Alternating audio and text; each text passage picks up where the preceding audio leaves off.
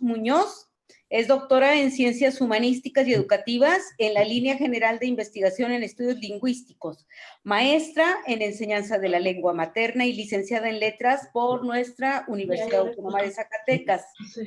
Es la actual directora de la Unidad Académica de Letras, miembro del Sistema Nacional de Investigadores, nivel 1, perfil PRODEP, desde el 2014.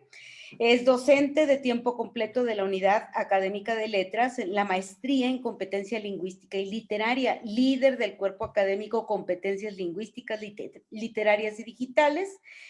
Entre sus publicaciones se destacan los libros El holograma de la comunicación y El léxico disponible en 2 regiones de Zacatecas, una lectura a partir de la memética, la teoría de la evolución cultural, además de su participación en distintas colaboraciones en libros colectivos de lingüística aplicada, como competencia lectora y de disponibilidad léxica, la enseñanza del español y las variaciones metodológicas, recuento y perspectiva de la enseñanza del español, convergencias en el estudio del lenguaje.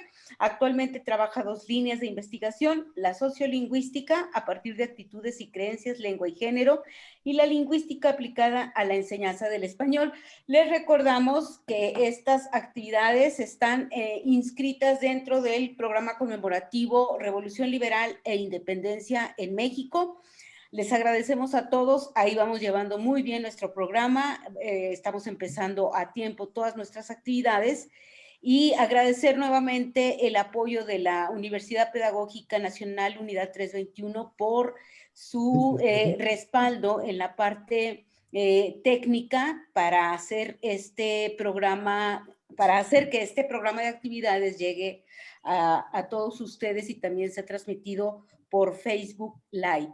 Les recordamos igual a todos que mantengan apagados sus micrófonos. Si quieren ir haciendo algunas preguntas, comentarios, podemos utilizar perfectamente el chat que está a la disposición. Esperamos que también esté, esto es importante, esté lo de el registro para anotarse. Si no está, porque Mario ya no se encuentra con nosotros y tiene un asunto que atender, mañana hacemos el registro para las 2 sesiones, la de hoy y la de mañana. Entonces, muchas gracias, Mónica, por estar con nosotros. Es un placer y un honor. Estamos muy atentos para escucharte. Tienes la palabra. Gracias, doctora Mariana. En realidad, en verdad, muchas gracias por darme espacio en este foro. Pocas veces me toca tratar con historiadores, pero es algo muy gratificante, sin duda. Así que soy contenta de estar en este foro. Bien, y bueno, como la doctora Mariana lo ha especificado, pues no soy historiadora, soy más bien lingüista. Estudié la licenciatura en letras, pero dentro de la licenciatura tenemos una línea de estudio que son los estudios lingüísticos y es por eso que me dedico ahora más a la lingüística que a la literatura. Me gustaría comenzar diciendo que en realidad el lenguaje es algo que está presente en todos los actos de la esfera humana. O sea, en realidad es el lenguaje el que va haciendo y marcando el mundo que vivimos, que contamos, que dirían ustedes, a partir del cual hacen la historia. Y por eso no creo que sea tan ajenas las cosas a ustedes, estas cosas que voy a decir. Esta comunicación se llama actos lingüísticos e independencia y parto del concepto de acto lingüístico. ¿Qué es un acto lingüístico? Eugenio Cosseriu nos dice que es un acto de comunicación donde se emplean los signos del lenguaje y por supuesto tendríamos que agregar nosotros del lenguaje articulado. Como sabemos, hay 3 fundamentos, 3 conceptos básicos de los que parte la historia del lenguaje. La historia de las ciencias lingüísticas o las ciencias del lenguaje, ¿no? Los fundamentos de las ciencias del lenguaje, eso es lo que quiero. Ya tengo la historia muy presente, ¿eh? Estos 3 conceptos son lenguaje, que definimos como cualquier tipo de comunicación. Por eso podemos hablar de lenguaje animal, lenguaje de las abejas, lenguaje computacional, lenguaje matemático. Cuando decimos lenguaje articulado, nos referimos necesariamente al lenguaje hablado, a este lenguaje que es único de los seres humanos y que es articulado porque al tiempo que articulamos sonidos a través de nuestro aparato fonador, articulamos también significados. Por eso hay quien habla de doble articulación, ¿no? Se articulan sonidos, pero estos sonidos tienen que estar unidos a unos significados dentro que tomen coherencia en nuestra mente. Un concepto que deriva de lenguaje, por lo tanto, es este concepto que llamamos lengua. ¿Qué es una lengua? Es el lenguaje articulado, propio de una comunidad lingüística. Nosotros sabemos que pertenecemos al español, que hablamos español y que entonces pertenecemos a la comunidad lingüística del habla español, que en nuestros días oscila más o menos entre unos 465 millones de hablantes. Es la segunda lengua más hablada del mundo, con mayor números de hablantes, pero la tercera con espacios en los cuales se realiza. Es decir, el inglés, a pesar de tener 100 millones menos de hablantes en promedio, es hablado en pues, la mayor parte del mundo, ¿no? Ahí nos lleva la delantera. Si queremos pensar en millones de hablantes, pues y por eso, perdón, creo que estoy un poco nerviosa, tendríamos que pensar en el chino mandarín, ¿no? Ellos, por número de hablantes, tienen el primer lugar. Si hay alguna duda, algún comentario, pueden interrumpir con confianza. De este concepto de lengua tenemos el concepto de habla. ¿Qué es el habla? Es la realización oral e individual de la lengua. Es decir, es la forma en que el individuo ejecuta los signos que su comunidad lingüística le ha heredado, se apodera de ellos, quiero decirlo, y luego es capaz de comunicarse, ¿no? Por eso nadie habla igual al otro, aunque es cierto, pertenecemos también a comunidades de habla, que es un concepto diferente al de comunidad lingüística. Ahí tenemos entonces una explicación de por qué, a pesar de que seamos estos 465 millones de hablantes, difícilmente nos entendemos con un hablante, pensemos de Argentina, de cualquier otra parte del mundo panhispánico. ¿Por qué? Pues porque tenemos estas variaciones dialectales, ¿sí? Entonces, ahí tendríamos una diferencia entre comunidad lingüística y comunidad de habla. Siempre que pensamos en la lengua, ¿no? Tenemos que entender que la lengua es un concepto abstracto. En realidad, nadie domina toda la lengua española. ¿Por qué? Porque cada vez que pensamos en un concepto como el de lengua, tenemos que pensar también en diferentes variables que definen esto que es lengua. Por ejemplo, la variable diacrónica y sincrónica, o sea, tomamos en cuenta la temporalidad. Nosotros sí hablamos la lengua de Cervantes, por supuesto, pero no hablamos como Cervantes. No sé si me doy a entender, porque hay un criterio, ¿verdad?, de siglos que nos dividen de él. O si tomamos el criterio de autoridades, también ahí con Cervantes lo podemos ejemplificar, o con García Márquez, pero no hablamos como él. No sé si me doy a entender. De manera que ningún hablante domina una lengua en común.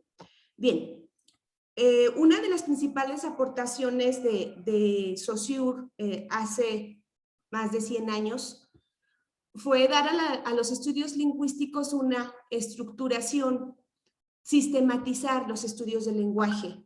Y bueno, sus principales aportaciones una de sus principales aportaciones consiste precisamente en hablar de niveles de la lengua, ¿sí? Tenemos 5 niveles de manera tradicional. El primero, fonético-fonológico, el segundo, gramatical o morfosintáctico, el tercero, léxico, el cuarto, semántico y el quinto, pragmático. Es decir, todas las lenguas del mundo cumplen con estos 5 niveles.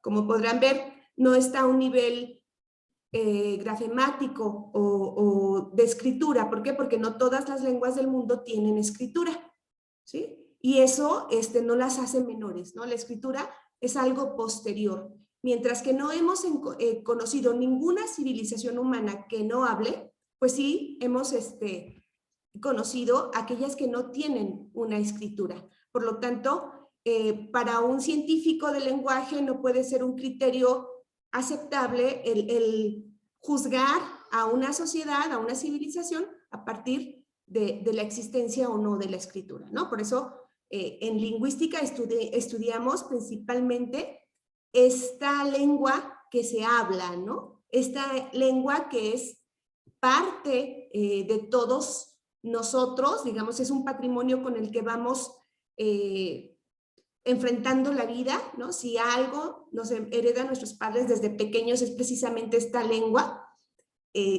no solamente, a través de la cual no solamente nos enseñan a hablar, ¿sí? Aunque hayamos nacido para hablar, si no estamos dentro de una comunidad lingüística, no aprendemos a hablar, ¿sí? Entonces esa es una herencia que nuestros padres nos dan para, digamos, para el fin de nuestros días. Porque nos pase lo que nos pase en nuestras vidas, la lengua va a estar siempre ahí para acompañarnos, para hablar con nosotros, para definir el mundo, ¿sí? Es en realidad un patrimonio fundamental, ¿no? Para ir comunicándonos acerca del mundo.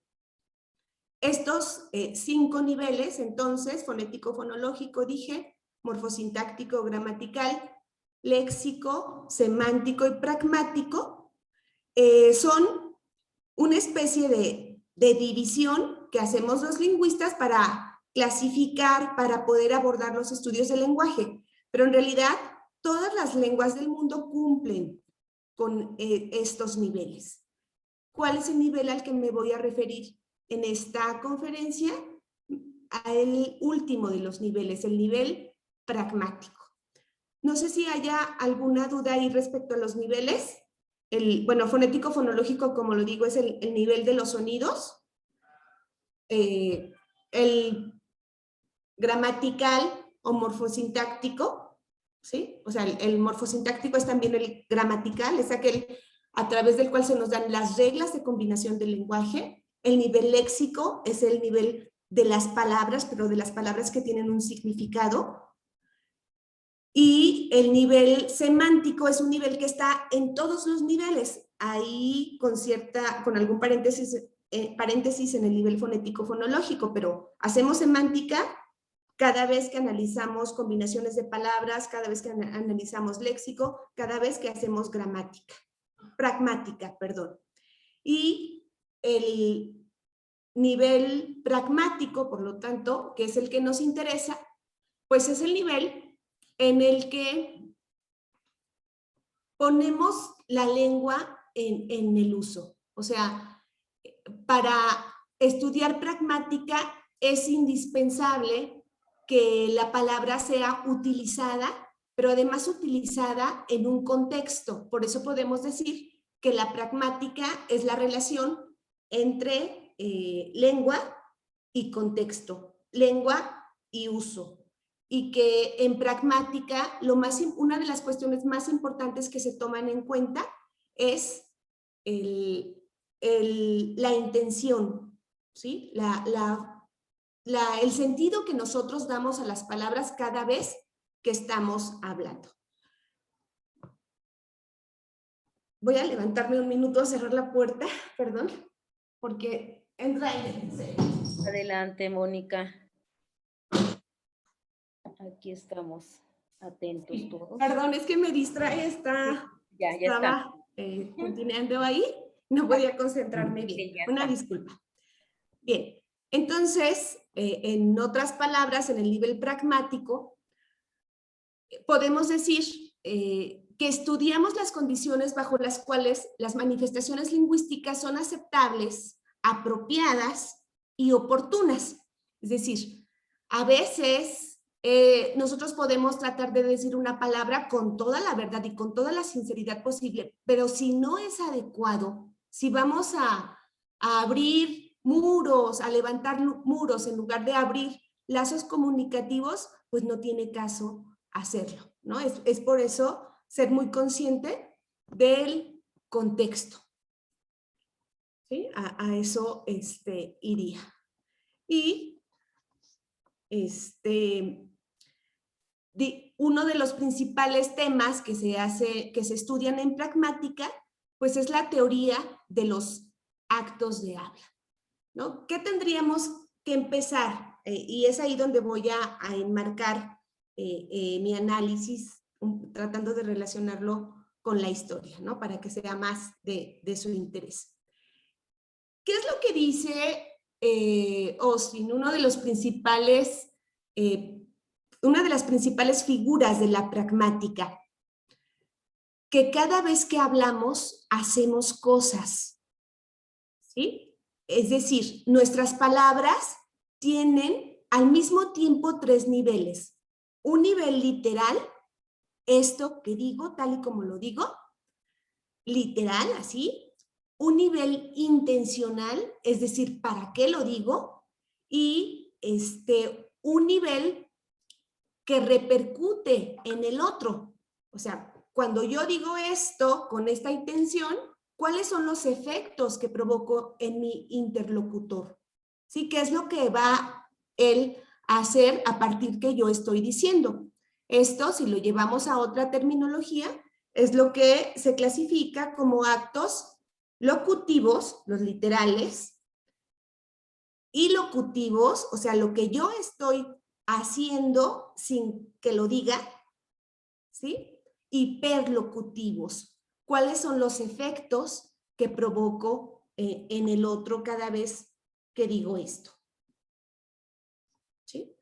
De manera que podemos hablar entonces de los actos de habla, de la teoría de los actos de habla, como esta teoría que de alguna manera nos permite entender cómo modificamos nosotros mismos el mundo cada vez que hablamos, o cuál es nuestra relación mía, ¿no? Como hablante con el mundo cada vez que estoy tratando de expresarme. O sea, si yo digo, por ejemplo, hoy hace calor, ¿alguien podría decir que no hace calor?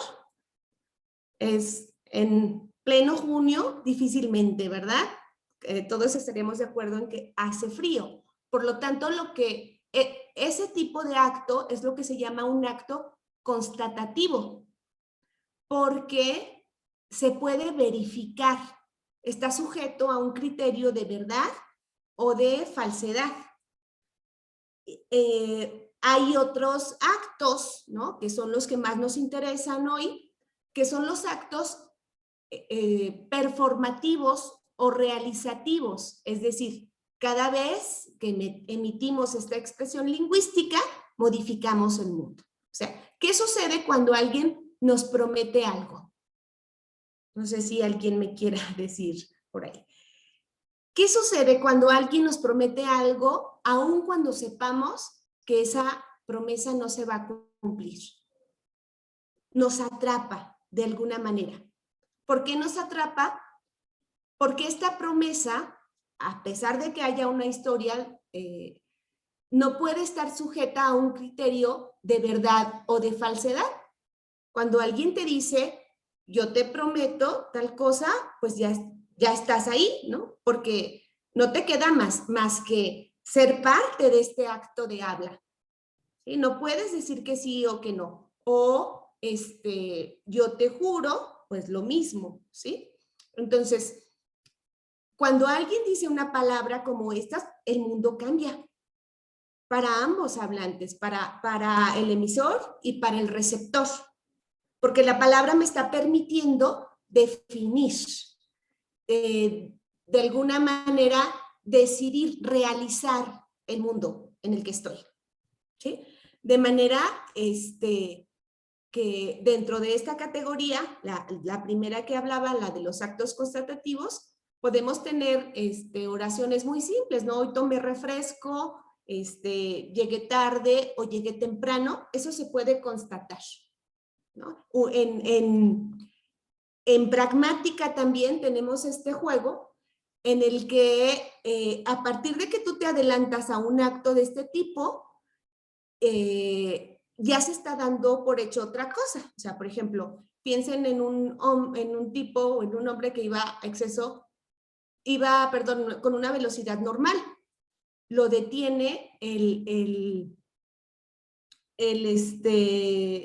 tránsito, ¿no? Y lo que le dice, ¿a qué velocidad iba cuando se pasó el semáforo, ¿no? Cuando cruzó en rojo.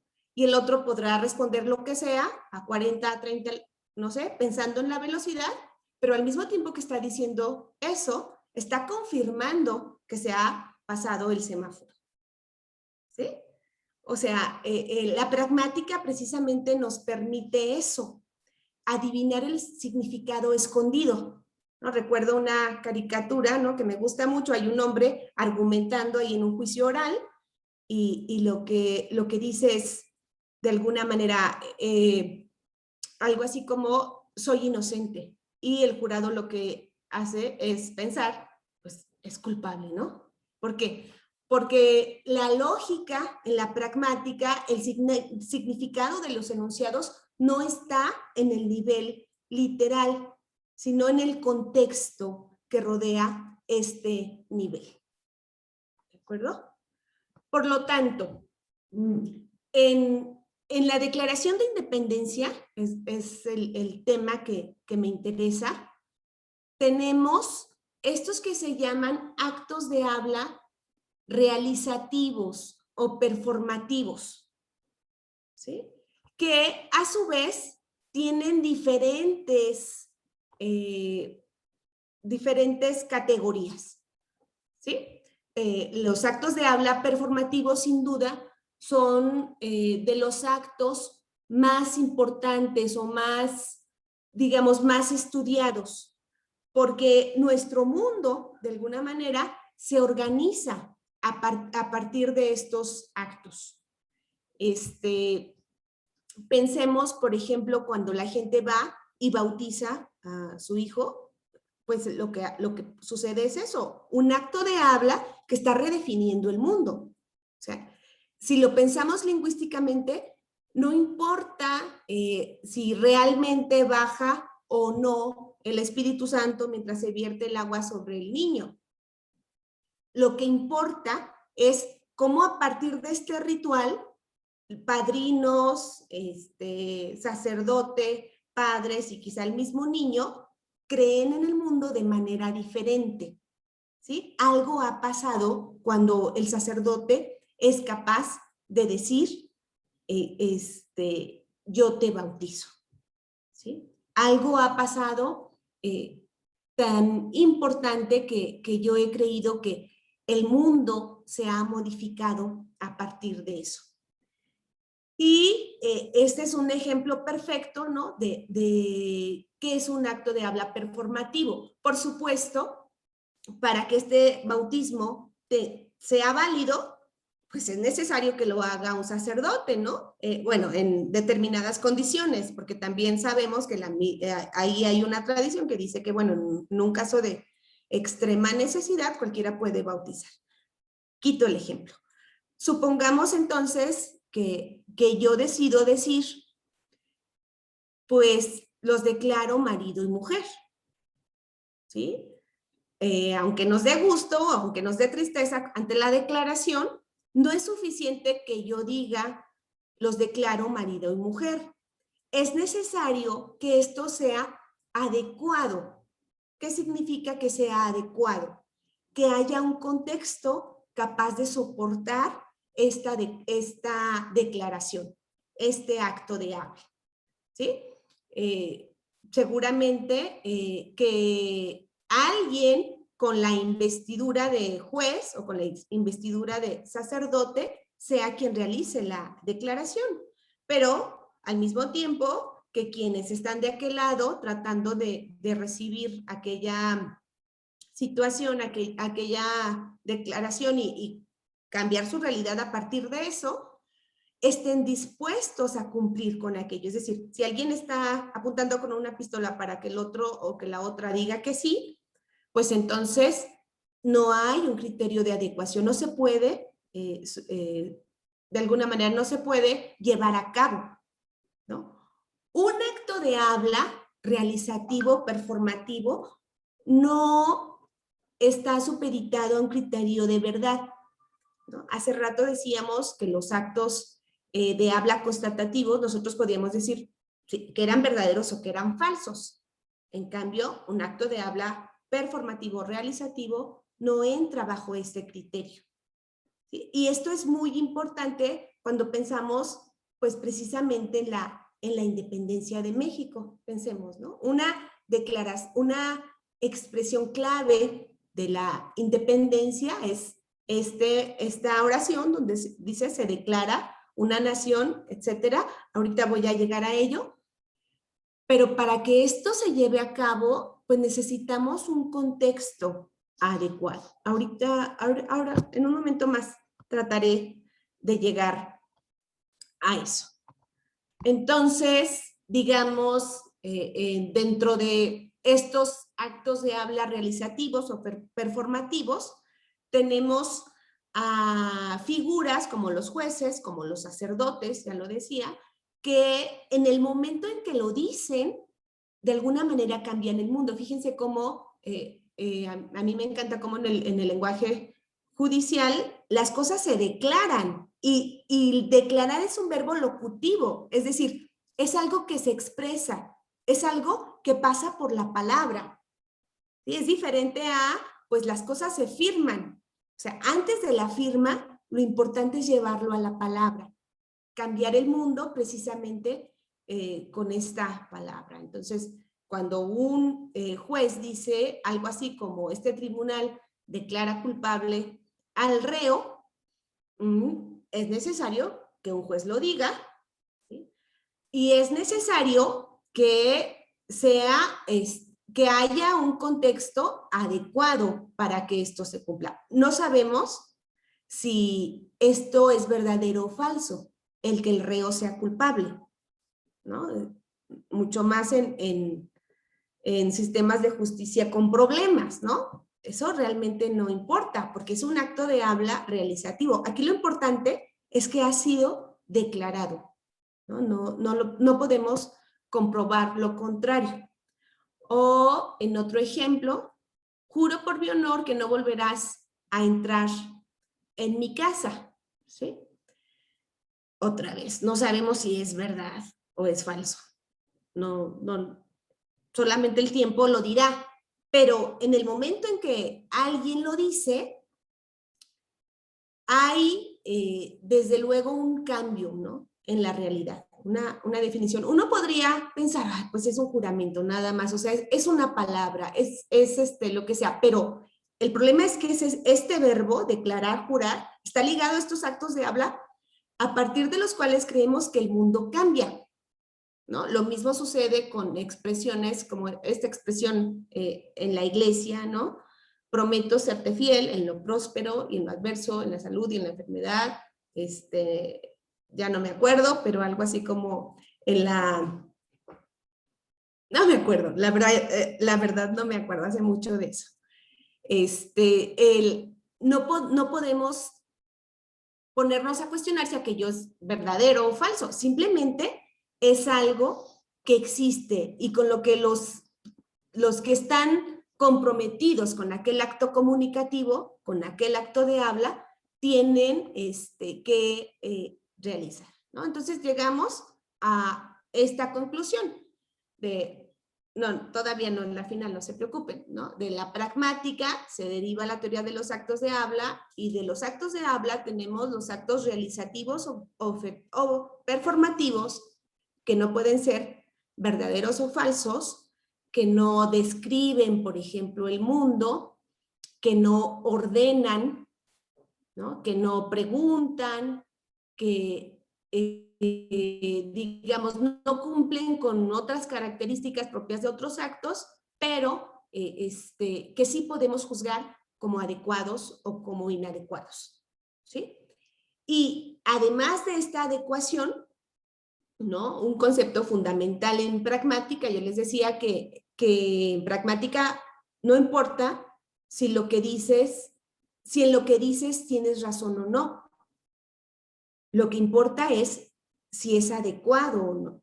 El buen comunicador no necesariamente es el que habla con las palabras de mayor prestigio, el que articula sin titubear, el que sabe, digamos, todos los términos cultos o no. El buen comunicador es aquel que es capaz de adaptarse a un contexto. Eso es algo fundamental en nuestra vida.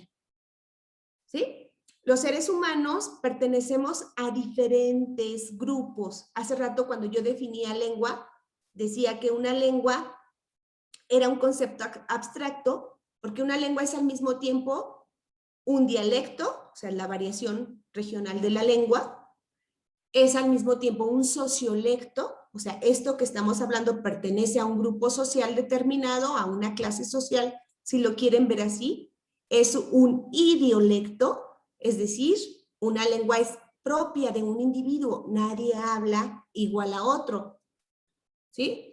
Y bueno, entran otras variables al definir lengua, como decía hace rato, como la temporal. Entonces, esto nos permite entender que en el acto comunicativo, el que yo sea directo, ¿no? Y el que yo exprese todo lo que tenga que decir no es algo siempre propio, ¿sí? Quizá a veces lo que me toca es callar, lo que me toca es no decir, ¿no? Y por eso entendemos como, además de poner el concepto de comunicación, tenemos que ser muy conscientes del concepto de comunicación. ¿Por qué?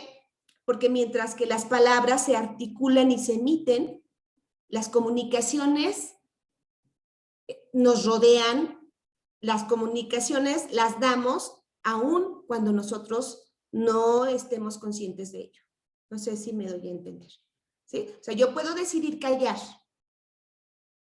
porque no es apropiado, pero si soy consciente de mi lengua, ¿no? Si tengo algo que se llama conciencia lingüística, pero no, difícilmente voy a ser consciente del gesto que haga cuando callo, ¿no? De la alegría, de cómo mis ojos se ponen o de alguna manera se vuelven brillantes cuando veo a determinada persona, etcétera.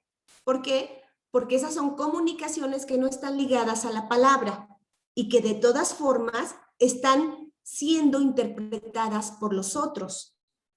¿Sí? Es fundamental entender eso porque quienes hacen comunicación no verbal dicen que la mayoría de las comunicaciones se encuentran precisamente en lo no verbal y que incluso nuestro inconsciente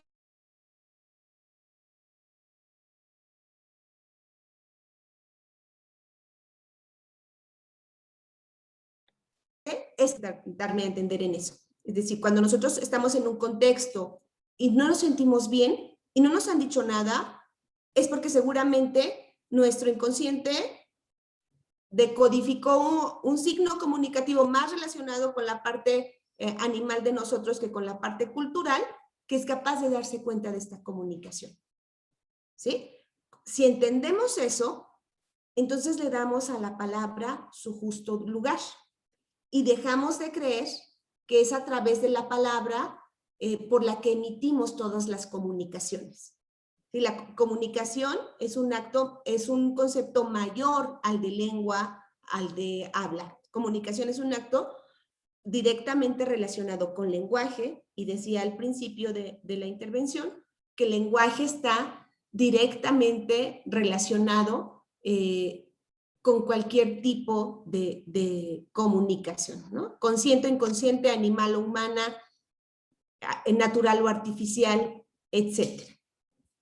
Bien, regreso a los actos de habla realizativos. Además de este criterio de adecuación, suponen una realización o parte de esta realización a partir de que se emiten. Es decir, cuando alguien te dice precisamente te prometo, ¿no? O te declaro inocente o te declaro culpable, eso va a tener una consecuencia en el mundo, si se ha cumplido con los criterios de adecuación. Y tú ya no vas a poder decir que no le entras porque te lo han jurado, te lo han prometido o lo han declarado culpable o inocente. Y va directamente a intervenir este acto en la realidad. La mayoría de los actos de habla performativos, entonces, incluyen un verbo en primera persona. Cuando alguien lo realiza, dice juro, prometo, declaro.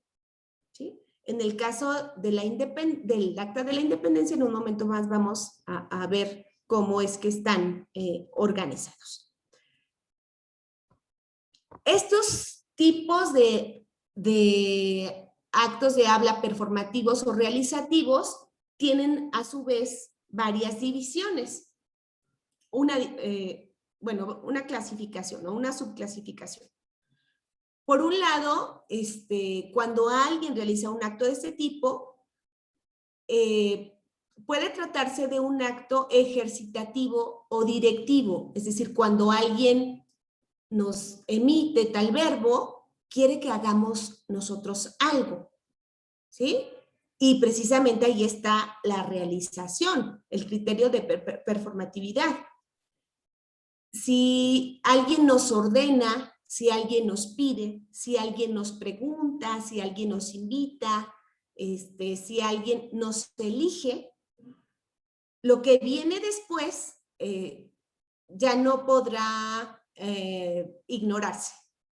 ¿Sí? Es muy curioso eso, porque en realidad, aun cuando nosotros no queramos entrar en determinada comunicación, si el otro nos está ordenando algo y a mí no me interesa obedecerlo, si no lo obedezco, ya estoy mandando una comunicación. No sé si me doy a entender. O sea, es una trampa, ¿no? Porque el otro decía, trata de dirigirnos, por eso son actos de habla ejercitativos o directivos, y aun cuando yo no lo haga, eso va a tener una respuesta para él. ¿Sí? No, les habrá pasado. Imaginen a un viajero, ¿no? En un avión, en un camión, tratando de leer, y alguien más le pregunta, ¿qué es lo que está leyendo? ¿Sí?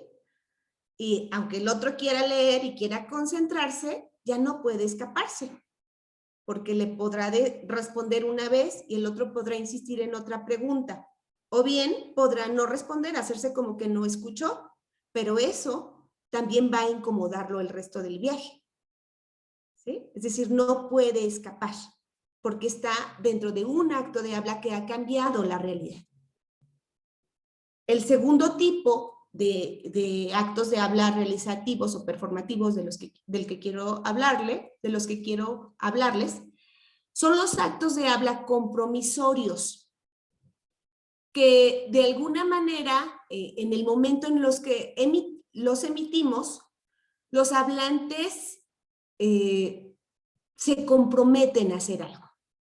De manera que en este tipo de actos tenemos verbos como garantizar, o sea, yo te garantizo, y eso implica me comprometo, o yo te apuesto, o los que ya he dicho, ¿no? Yo te prometo, porque va mi compromiso para que aquello se realice. Y otra vez, no podemos escapar de ellos. No importa lo que pase después, el otro los ha pronunciado. El tercer tipo de actos de habla realizativos son aquellos que tienen que ver con el comportamiento o con la expresión. Y pues regularmente expresan un estado afectivo, emocional o físico. Cuando alguien dice te saludo, ¿no? Te felicito, o te doy mis condolencias, ¿sí? Me congratulo de tal cosa, te agradezco, ¿no? Me lamento de tal cosa o lamento tal cosa, o sea, pues si lo pensamos sinceramente en el mundo práctico neoliberal, ¿de qué nos sirve el agradecimiento o de qué nos sirve un lamento o de qué nos sirven unas condolencias o un saludo? ¿Sí? El resultado de este tipo de actos, pues sí, no tiene que ver con cuestiones que modifiquen la realidad, pero en el momento en que se expresan, de alguna manera, dan cuenta del comportamiento del emisor, ¿no? Y eso es algo que, bueno, todos agradecemos, o sea, independientemente de que no tengan mayor efecto, es importante, importantísimo reconocer al otro, saludarlo, felicitarlo, darle nuestras condolencias, congratularnos de sus logros, etcétera, agradecerle, porque otra vez mandan mensajes comunicativos que nos llevan a algo que es fundamental en la palabra. O sea, nosotros tenemos que entender que el principal motivo por el que el lenguaje se ha desarrollado, por el que la palabra se ha desarrollado, es precisamente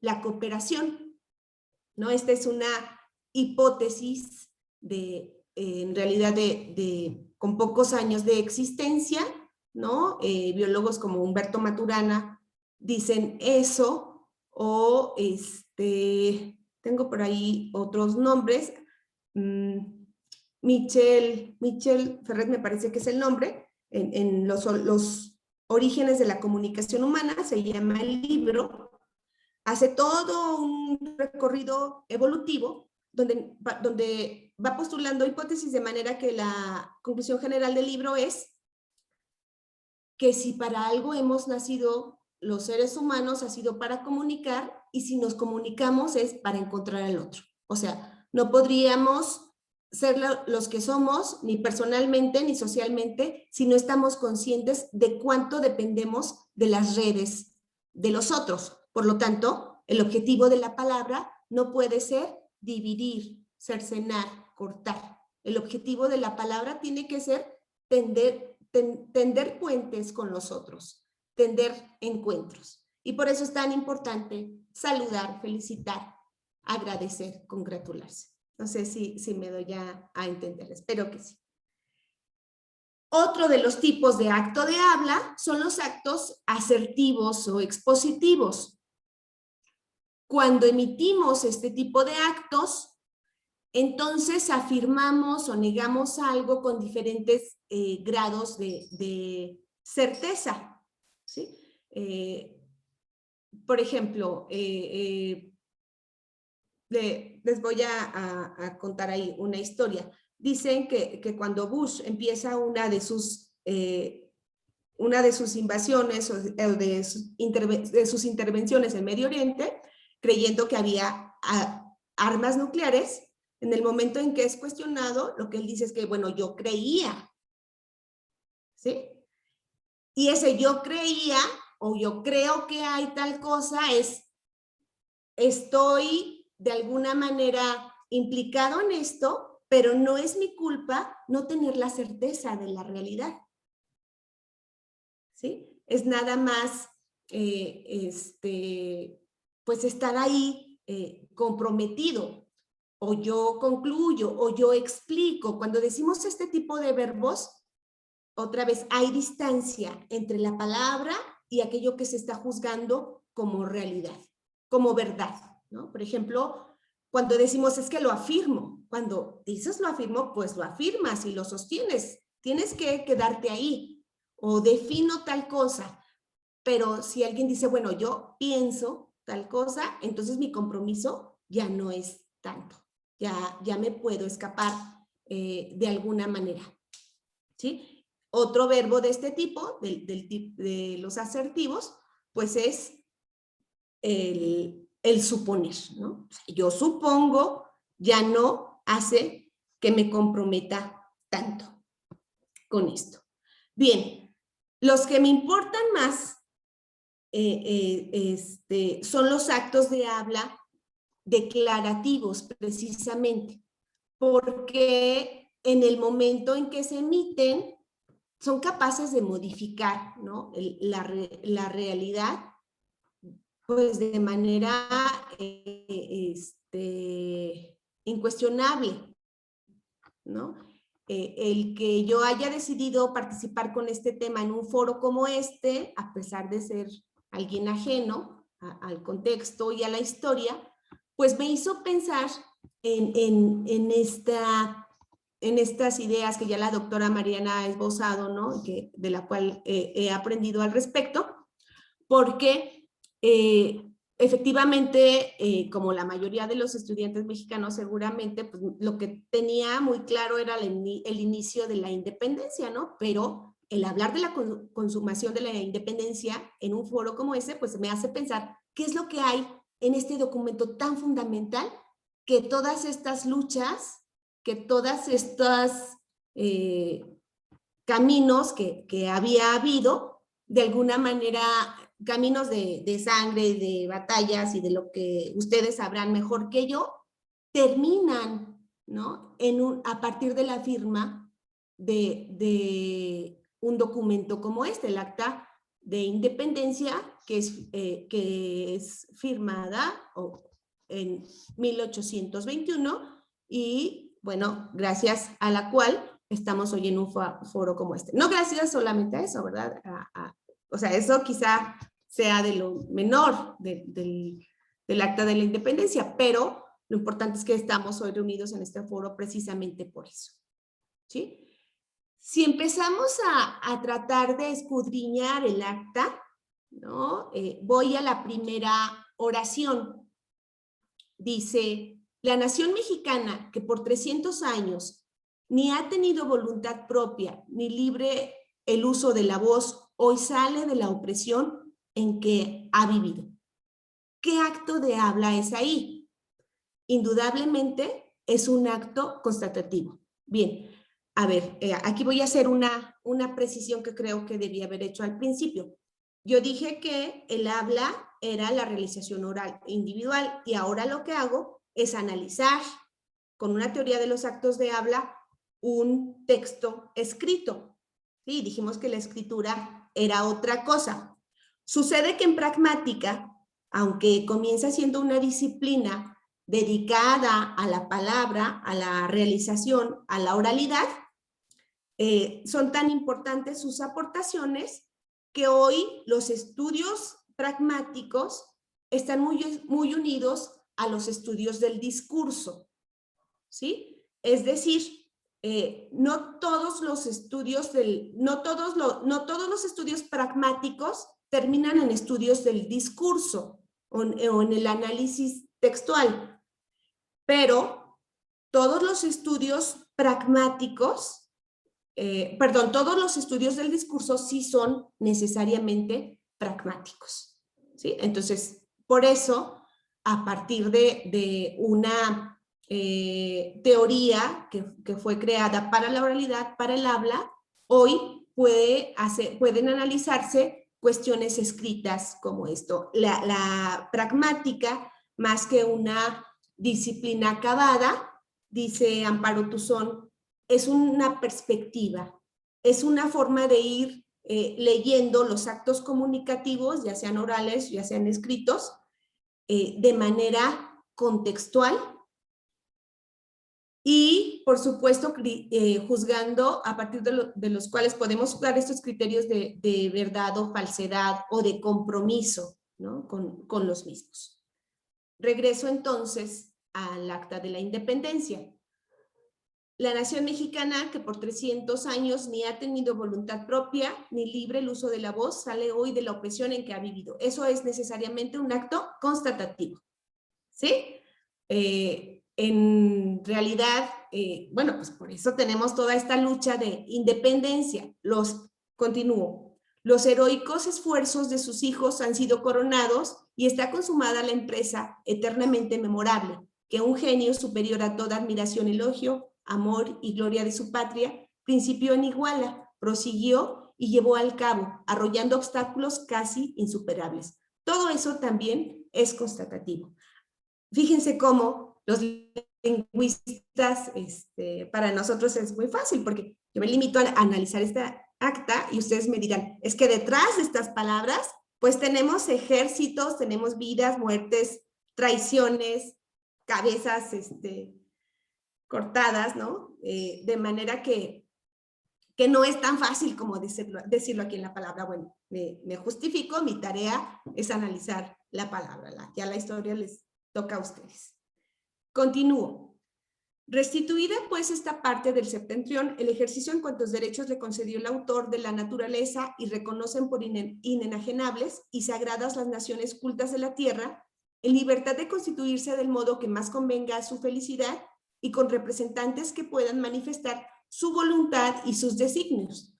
Comience a hacer uso de tan preciosos dones. Y viene la oración más importante de este acto de habla realizativo, dice, y declara solemnemente, por medio de la Junta Suprema del Imperio, que es nación soberana e independiente de la antigua España.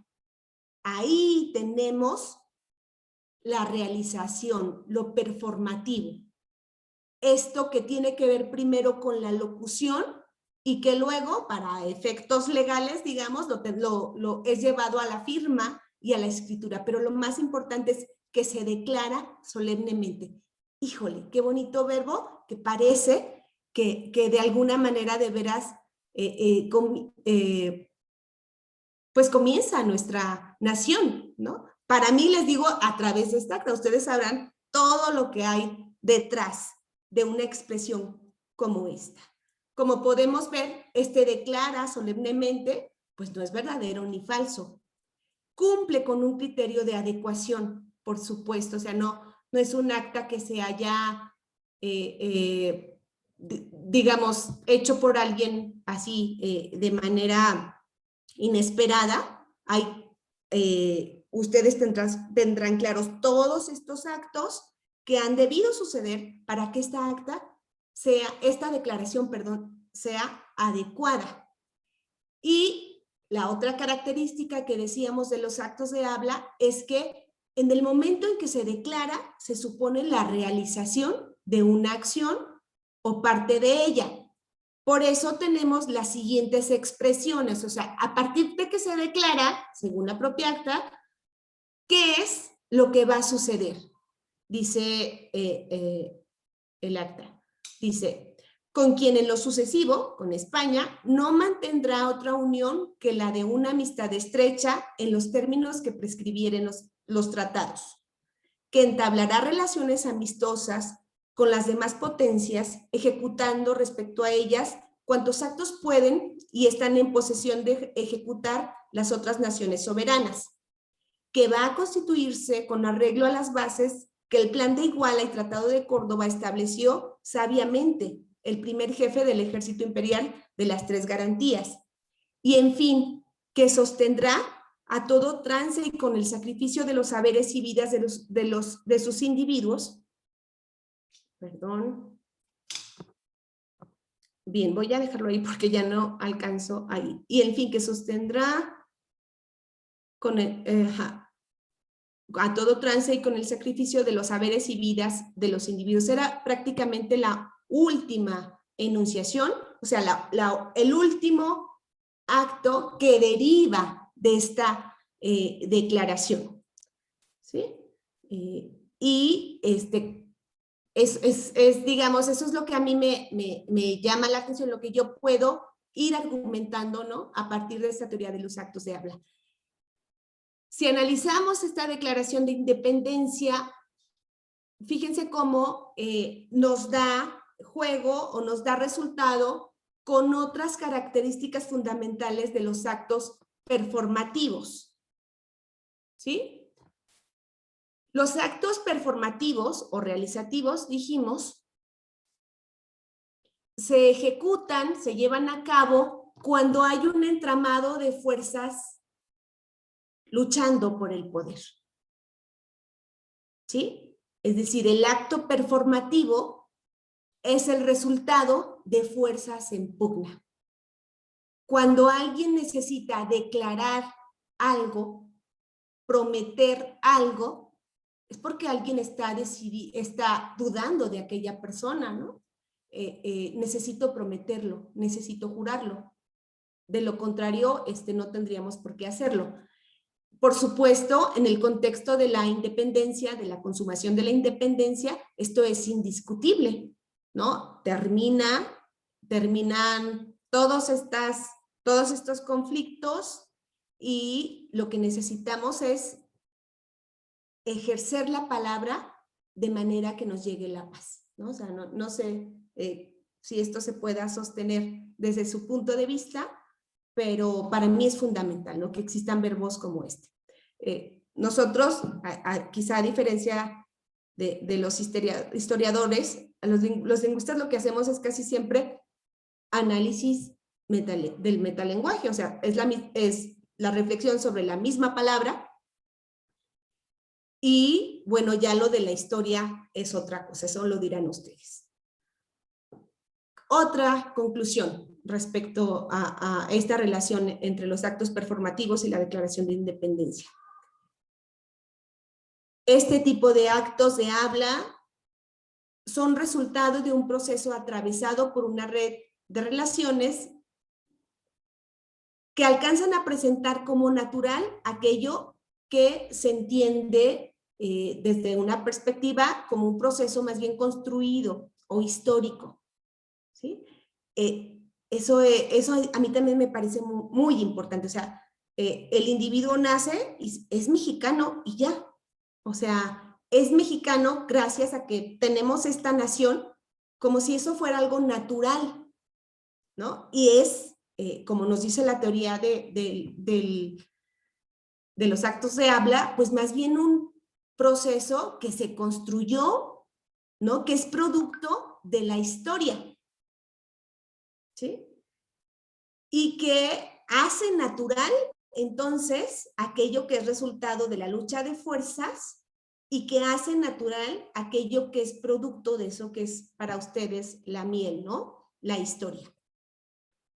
Los actos performativos, además, son actos que en el momento en que se producen, en que se nombran, en que se emiten, de alguna manera producen, porque la realidad cambia, ¿sí? Y pues qué mejor que una declaración como esta para decir, ha nacido una nación, ¿sí? A partir de esta declaración. Y bueno, lejos entonces de ser un acta que se limite a describir, ¿no? O a ordenar, a hacer una especie de instructivo de la nación, es al contrario, ¿no? Un acta que contiene pues el origen, ¿no? La naturalización de lo que hoy somos. Yo concluiría con eso, creo que hice una hora exacta y quedo a sus órdenes para dudas, comentarios, críticas, todo lo que ustedes quieran. Muy bien, muchas gracias, Mónica. Sí hay algunas preguntas y pediría a los que están interesados en hacerlas, pues hagan uso de la voz. Adelante, doctora Judith Alejandra. Sí, buenas tardes. Muchas gracias, maestra. Doctora Terán, maestra, doctora, maestra, no sé. No importa, no importa. Mónica. Mónica.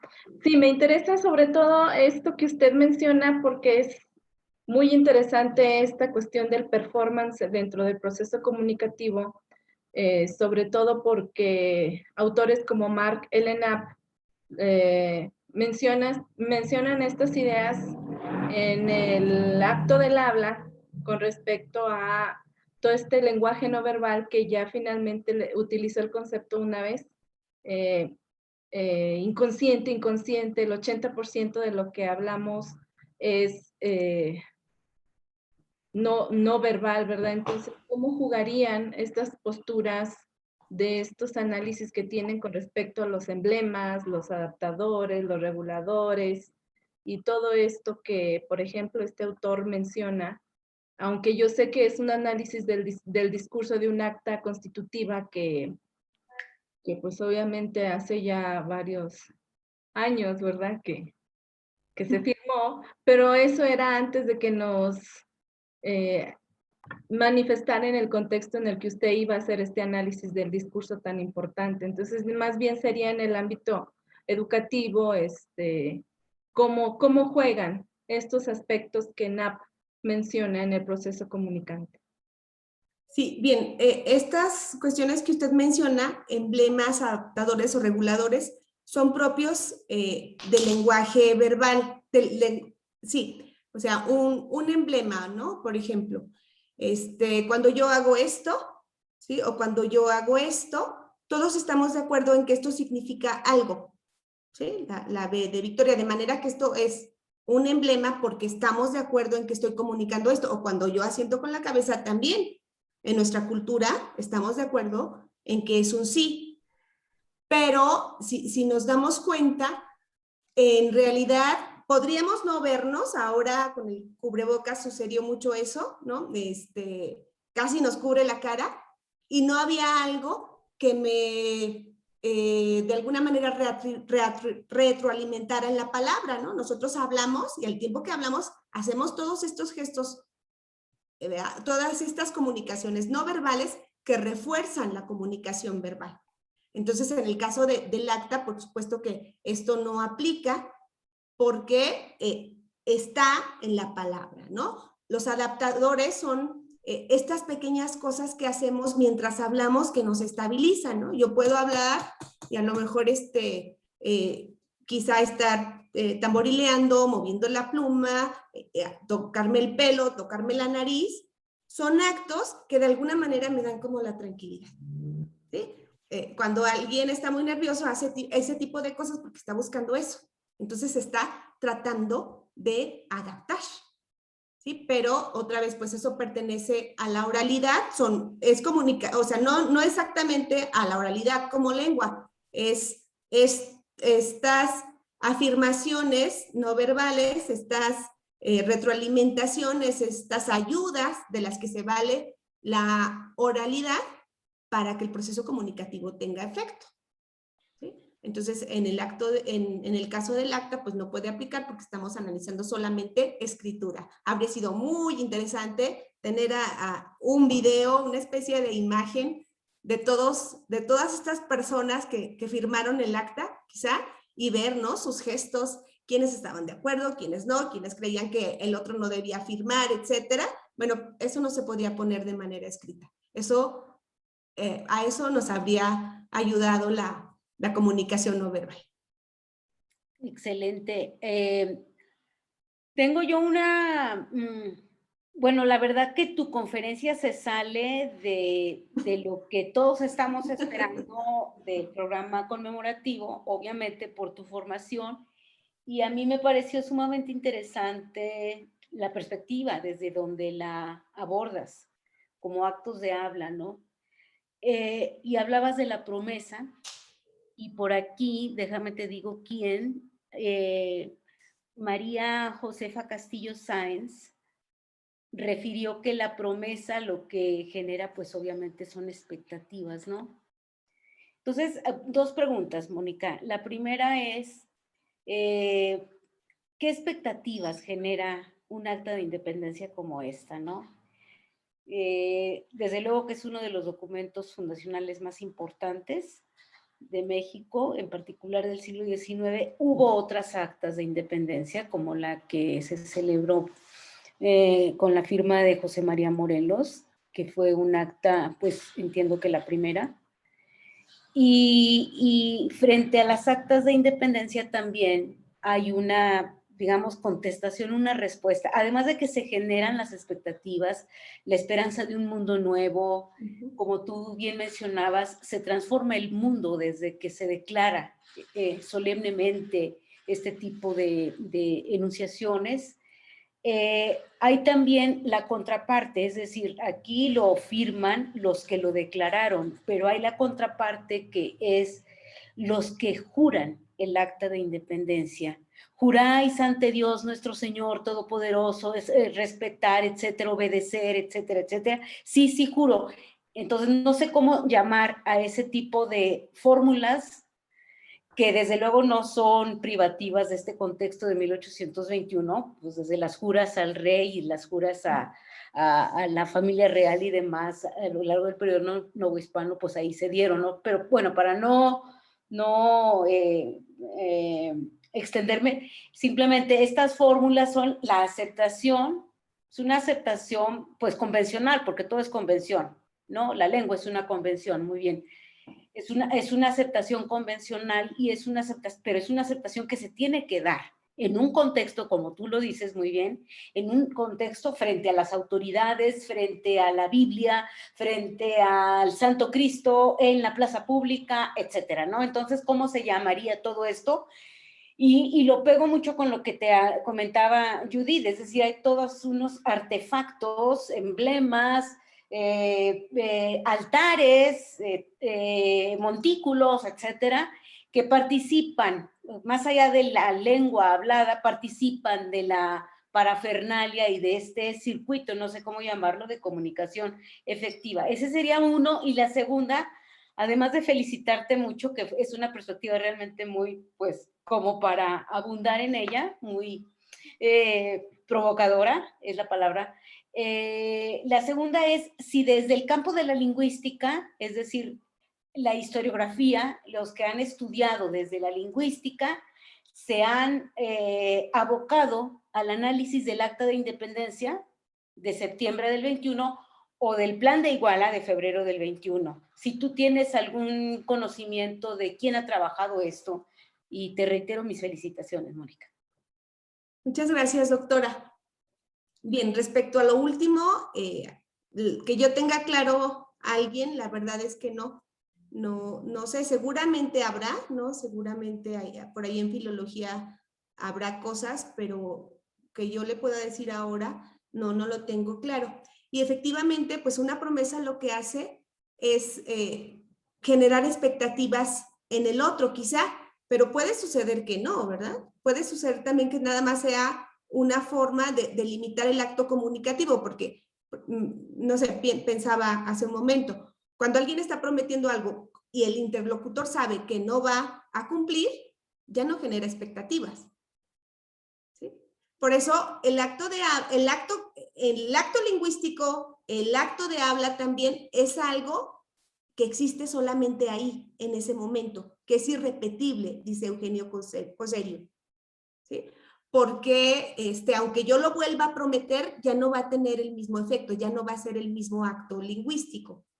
Y bueno, Saussure nos hablaba de que el signo estaba dividido entre significado y significante, pero después de Saussure, ¿no? Tuvimos otros estudiosos de la semiótica, ¿no? Que dejan muy en claro que además del significado y el significante es fundamental el interpretante, es decir, la huella cultural que hay en la mente de quienes participan en la comunicación para que aquella comunicación tenga efecto, ¿sí? Es decir, al signo lingüístico tradicional de Saussure, significado y significante, tenemos que meterle la mente, tenemos que meterle la cultura para que esto tenga efecto. Por eso, si por ejemplo, recuerdo, ¿no? Cuando era niña, es que no se jura. ¿Por qué? Porque jurar era traer el nombre de Dios, ¿no? Y no se podía traer eso del nombre de Dios en vano. Pero ¿qué sucede si no soy creyente? ¿No? Entonces yo puedo jurar una y otra vez porque no tiene el mismo efecto. Recuerdo uno de los apartados de un libro de Paul Václavic, se llama algo así como la realidad. Él cuenta la historia de los cristianos en Japón, que les hacían jurar por el dios cristiano que ahora creían en el dios oriental. ¿Sí? Y entonces ellos se encontraban en una paradoja, porque tenían que jurar, pero para que el juramento sea válido, tendrían que jurar por el mismo Cristo. que creían en otro. ¿Verdad? Es así, es lo que llama Maslavik las paradojas comunicativas y que, bueno, tienen que ver nada más con la forma en que los hablantes están decodificando, acomodando, interpretando el mundo. Yo creo que en el caso de la Acta de la Independencia, ¿no? Me imagino,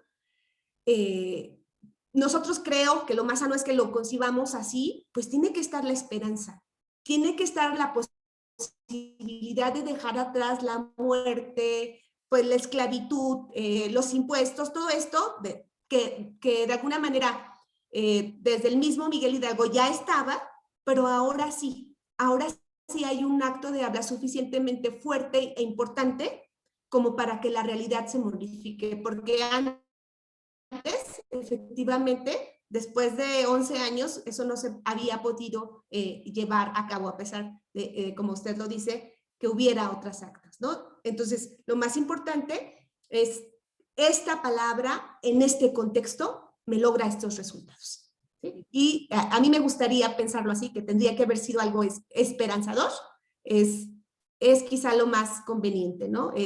Quizá ahora, ¿no? Cada vez que firmamos un contrato, cada vez que, no sé, el político dice, es que he firmado ante notario público. ¿Verdad? O sea, ya no es suficiente que declare, ya no es suficiente que prometa. Se firma ante notario público que va a renunciar o que no.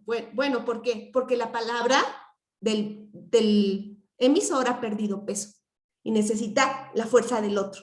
De que al final, de todas formas, eso se cumple o no, nadie lo puede obligar, está fuera del marco legal. ¿No? Pero es, digamos, un ejemplo de cómo estos verbos que son fundamentales y que van organizando nuestra vida, nuestra cultura, etcétera, en determinados contextos ya no tienen el mismo efecto. Por eso, pragmática es siempre la lengua en relación con el contexto y tomando en cuenta, les decía, pues la intención de los hablantes. Si el otro me dice que lo va a firmar ante notario público, entonces él sabe que yo dudo, ¿verdad? Que él sabe que no le creo. ¿Sí? Entonces, la pragmática es también eso. El significado está oculto. El significado está, pues, donde no se dice. ¿Sí?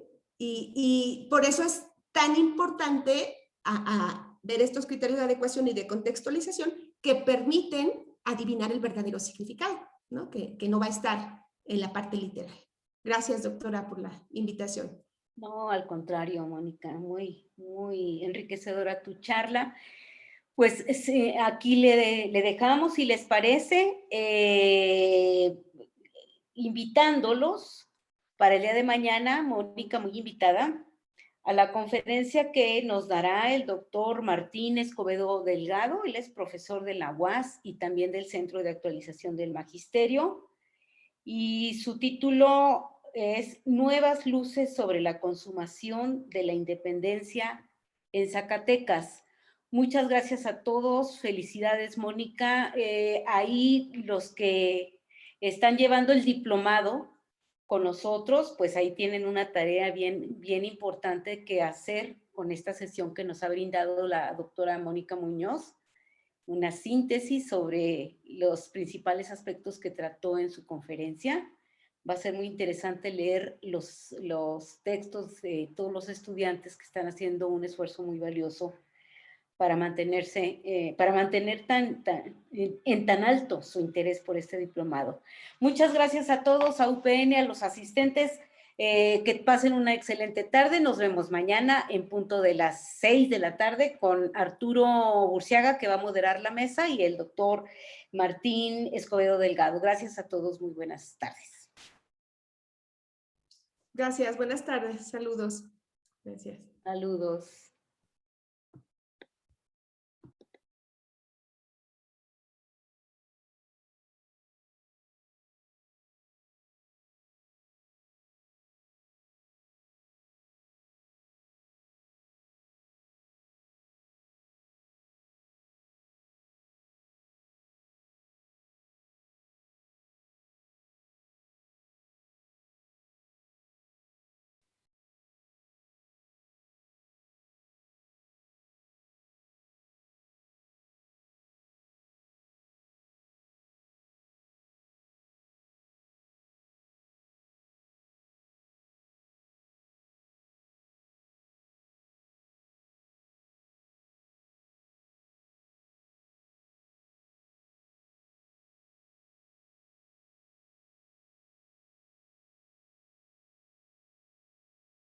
Hasta luego, maestro José Luis. Le mando un saludo. Te manda un saludo, René. Sí, doctora, muchas gracias. Buena pregunta. Pues Mario grabó la sesión. Yo ya no tuve que hacer nada porque aquí me dice que el hospedador está grabando la reunión, entonces Sí. se grabó automáticamente. ¿Y qué tal si se está grabando todavía? Sí, se está grabando. Muy bien. Entonces, pues muchas gracias. Muy interesante la pregunta y ojalá pudiéramos leer los trabajos de los estudiantes de la sesión de hoy, Sí. ¿verdad? Por interesante que está.